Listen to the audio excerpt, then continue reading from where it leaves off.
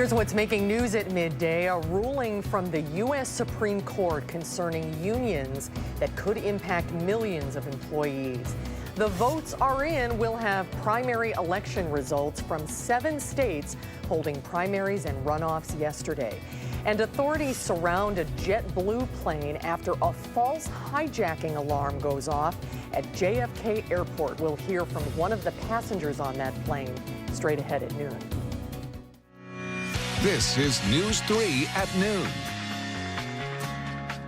Hello, everybody. Good to have you with us at midweek. Mark is on vacation this week. He'll be back on Monday. Let's head over to the Weather Center for a check on the forecast. Meteorologist Chris Reese is watching the weather. Hi, Chris. And the sun just can't quite make an appearance today. The sun is going to be slow to make that appearance. We've been watching that cloud cover pretty much all morning long. That cloud cover is going to stick around to eventually thin out, but we have a few more hours of the cloud cover to go through. Here's a live look outside right now. It's just kind of dreary looking today. We're going to keep that around for a few more hours. 75 degrees, the temperature already. Dew points in the upper 60s, so it does still feel at least a little bit soupy out there. The rainfall from yesterday actually a part of a warm front that moved on through the region. Still tracking the cloud cover and a few small showers out there, especially east of Madison. But as you work your way back to the west, there's not a whole lot more in the way of rainfall to be concerned with, but there is a lot more cloud cover, and that is going to follow us throughout the afternoon, although there are breaks in that cloud cover. Temperatures already in the mid and upper 70s for a lot of folks, and we'll top out in the upper 70s for those highs today. Notice future tracks showing the breaking up of that cloud cover. By tomorrow morning, we should experience clear skies with temperatures that are in the 60s, but the heat and humidity do make a comeback into the weekend. Already we do have 3 alert days for days that could feel well above 100 degrees.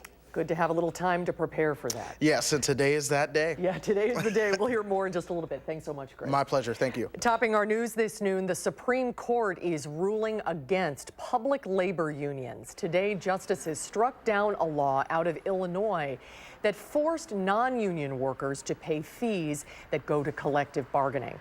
The court believes mandatory union dues violate First Amendment rights. The ruling overturns a nearly 40-year-old court precedent. The decision could impact millions of employees in more than 20 states with similar laws. Public sector unions say they are required by law to represent all employees, whether they are part of the union or not. Progressives won big in Democratic primaries last night, while President Trump's picks claimed victories on the Republican side. Stephen Portnoy has the details from the White House. New York Democrat Alexandria Ocasio-Cortez couldn't believe it when she realized she defeated a 10-term incumbent. Can you put it into words? No. I cannot put this into words. The former bartender beat House Democratic Caucus Chair Joe Crowley, who's been seen as a potential successor to Nancy Pelosi as the party's leader in the House. What it means here is members will choose their leaders as they do. People are elected in the caucus. It's not about me setting somebody up. Ocasio-Cortez explained how she pulled off the upset. Talking to your neighbor, authentic grassroots organizing, and taking the stand of rejecting corporate money is a viable position in American politics. President Trump gloated about the defeat on Twitter, saying perhaps he should have been nicer and more respectful to his president. While it was a good night for progressives on the Democratic side, candidates backed by President Trump were victorious on the Republican side. Vote for Henry.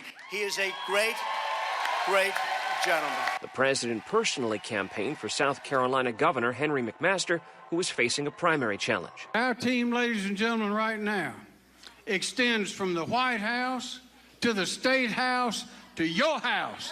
And that's the most powerful team there is. And New York Republican Congressman Dan Donovan, who was also endorsed by the president, fended off a challenge from former Congressman Michael Grimm. Grimm resigned after he was convicted of tax fraud.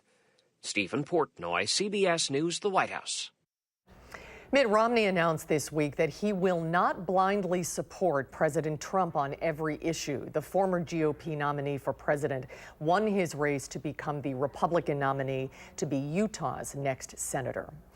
A judge in California ruled overnight that the Trump administration must reunite separated immigrant families within 30 days.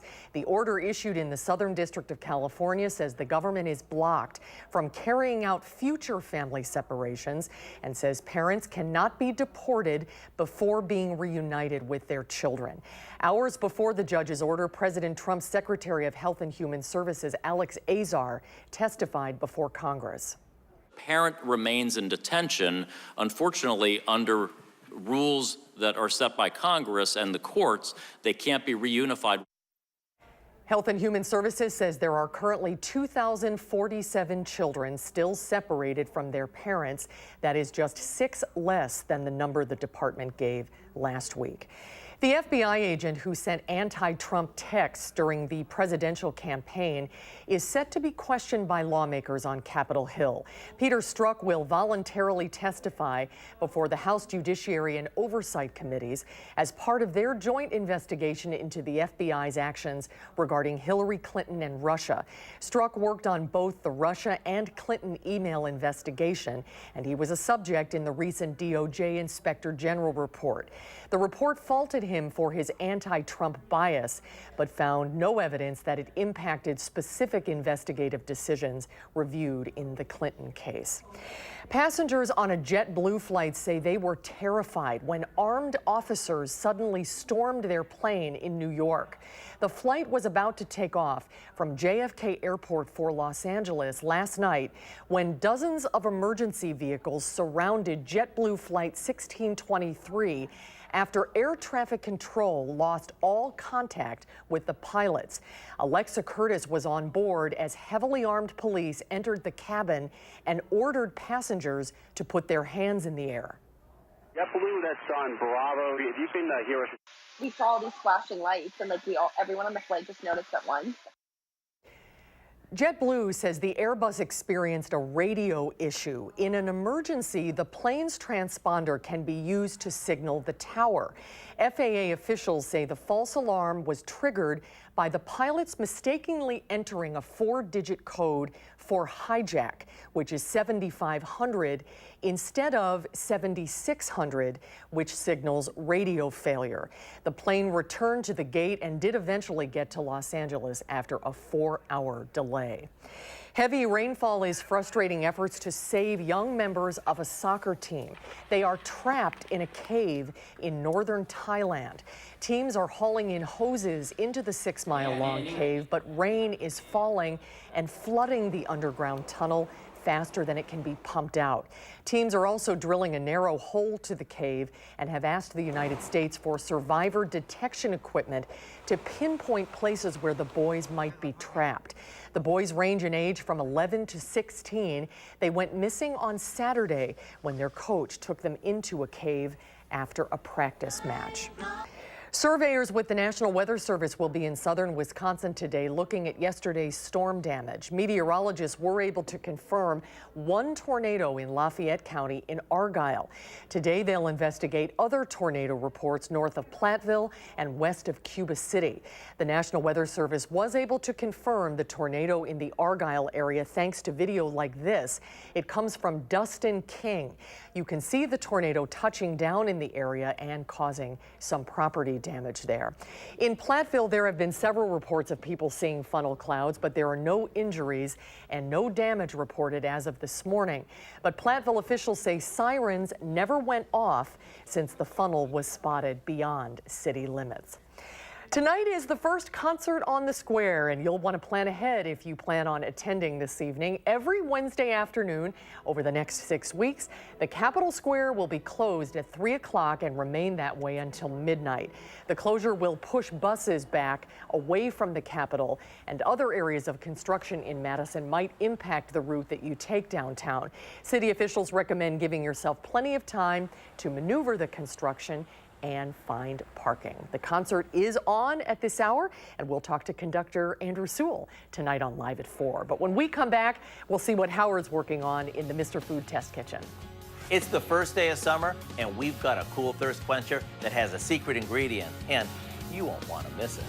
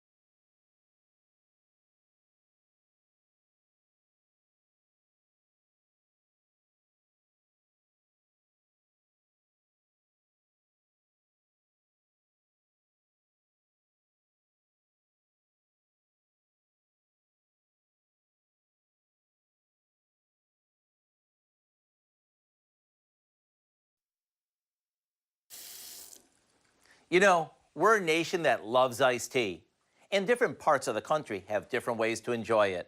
For those who live up north, more than likely they like it unsweetened, while Southerners are probably big fans of sweet tea. So let me share with you a trick that we discovered that can make any iced tea perfectly smooth and refreshing. We start off like normal by placing some tea bags in boiling water. Then we add a secret ingredient, baking soda. We'll let it sit for about 15 minutes so everything can steep. What the baking soda does is remove the bitterness from the tannins in the tea, which makes it nice and smooth. After removing the tea bags, we add in some sugar while it's still warm. This way the sugar dissolves better. Okay, now we add in some cold water and lemon before popping it in the fridge. Then right before serving it, maybe add some fresh mint if you want. Talk about refreshing, and it's the perfect way to stay hydrated and happy all summer long. So right after the news, jump on your computer, tablet, or smartphone and check out the recipe for our secret ingredient iced tea, along with a bunch of our most popular summertime thirst quenchers. Hey, Kel, come on and try this. I'm Howard in the Mr. Food Test Kitchen, where today we found a refreshing way for you to say, ooh, it's so good. That's a great tip. Thank you, Howard. Still to come, a cloudy day following yesterday's severe weather, but things much calmer today, when you can expect the heat and maybe more rain as well. Chris Reese has the first alert forecast when we come back.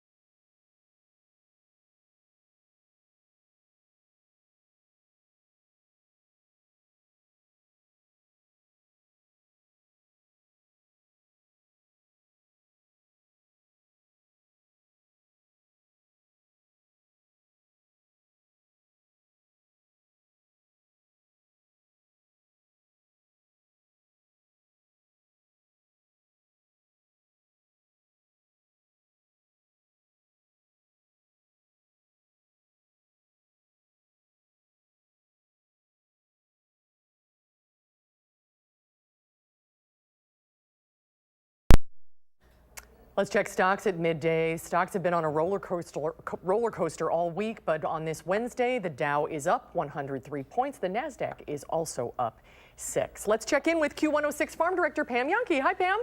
Hey, kid. Yeah, I've got signs of life in my commodities today, too. That's kind of nice, considering the way we started the week. And some of it has to do with Friday. They've got a USDA acreage estimate that's coming up and quarterly stock report. I also just glanced. China had an auction today on their domestic soybeans. They've got a lot in reserve, corn, soybeans, both, but it's been around a little while, if you know what I mean. So the quality's not exactly that good. Of all the soybeans that China offered for auction today, they only sold about 21% of them. So I'm not sure if that's about the value. I mean, the price in China, if they want to buy beans domestically, is incredibly high compared to U.S. soybeans. And like I said, there's always that quality issue. So those poor processors down there giving this tariff talk, they're caught between a rock and a hard spot. As far as other news in Wisconsin, hey, got to congratulate the Wisconsin Farmers Union. They've got a brand new executive director in spot. Her name is Julie Cohen-Bomar. She is from Menominee. She and her husband Charles have 2 little girls. She's got a strong background in University Extension and Wisconsin 4-H. And shout out to the 4-H kids. The Clover kids are wrapping up their conference down on campus tomorrow. Just talked to one of their adult leaders that was making monster pillows as a service project with the kids. Those are pillows that are handed out at hospitals when kids are having a bad day. They're having a good day. De La Valle has brought their North American International Conference to the Overture Center. They're going to entertain guests from all across the United States and North America talking about robotics and its place in dairying. Wisconsin farmers have been gravitating that way. Barrel cheese today is up a nickel at $1.25.5. So like I said, signs of life. 40-pound block cheese up 2.5 at $1.48.5. Double A butter 3/4 cent higher today at $2.25 1/4. So it gives me a little bit of relief to be able to give that report that we see arrows going up and some better news than what I brought earlier this week. Now, if my buddies in the weather department can just match us on that better news, Susie Q, we're off to a good thing on a Wednesday. Well, our dairy farmer friends need to know about this big heat coming. It's going to be a little tricky. Yes, ma'am, you are correct. They'll be ready. All right, we'll check back with you tomorrow, Pam. Thanks so much. Sounds good. And Chris is here now with details on that. Hi, Chris. Hello, that's right. We do have a lot of big heat coming. It's also going to be very humid, and that's one of the things. There's a lot of water in our ground, especially after the rain that came through yesterday. In fact, the past 24 hours have seen a lot of rain in some spots, but it all depended on where you were located. Location, location, location was the name of the game when it came to how much rain you all saw yesterday. I just blew past it, but pretty much some folks getting in on less than ½ an inch of rain. Some places received closer to 2.5 inches of rain. We did have some shower and thunderstorm activity out there yesterday that really began to limit itself today, but there were still some showers, especially south and east of Madison. But you look your way back to the west, and most of the shower activity does continue to fall apart. We are now starting to see some of those breaks in the cloud cover that we have been waiting for pretty much all day long. Temperatures are in the mid-70s, those dew points in the upper 60s, so it actually feels a little bit soupy as you begin to step outside this morning. Temperatures for all of us do remain in the 70s. You get over towards Lone Rock, it's a little bit warmer at 76 degrees. The same can be said for our friends in La Crosse. We'll watch your temperatures warm up a couple more degrees as we go through the day. In fact, 78 or so will likely be our high into the afternoon. We'll also see more in the way of thinning cloud cover by the time we get you towards the afternoon. By tomorrow morning, we should see clear skies in the area with temperatures falling down into the 60s, but then very quickly we'll turn things into the 80s. We'll likely top out in the upper 80s for tomorrow, setting the stage for the next round of alert days to come back in for this weekend. We're talking highs in the 90s, feeling like triple digits at times. In fact, it's all due to this dome of high pressure over the eastern United States, once again tapping into tropical Gulf of Mexico moisture. That means it is going to be very humid in addition to the heat that we'll have out there, and temperatures could very well exceed the 90-degree mark into the weekend. It's going to feel a lot warmer. Let's go ahead and show you this. By tomorrow, temperatures topping out in the 80s for those highs. We get you into Friday, we're about 10 degrees warmer. Low to mid and potentially upper 90s will be the actual air temperature. Once you factor in the humidity during that time slot, it could likely feel a whole lot warmer. We're talking potentially 105 to 106 degrees. But that's not the only day that we have these warm temperatures. In fact, it stays pretty much steamy through the next several days. In fact, that's going to go all the way through the 10-day forecast with all that steam out there. This afternoon, enjoy it. 78 degrees for that high temperature. By the time we get you into tomorrow, we're expecting a high of 86 degrees, 94 degrees the high by Friday, and that is when the alert days come into the picture. 92 for Saturday and 86 on Sunday with, yes, a rain chance, but we're going to keep those upper 80s around all the way through the 4th of July. Just about every single day has a heat index on that 10-day forecast. It's going to be a sizzler. Yeah, 3 alert days in a row. It's almost July. Hard it to is believe. Almost July, which, you know, if we blink, it'll be October in just a minute. Don't say that. So let's enjoy it now. Good advice. All right, thanks a lot, Chris. There's more to come today at noon when we come back. A bar in Chicago gets a lot of hate on social media for banning Make America Great Again hats. We'll have that story coming up next at noon.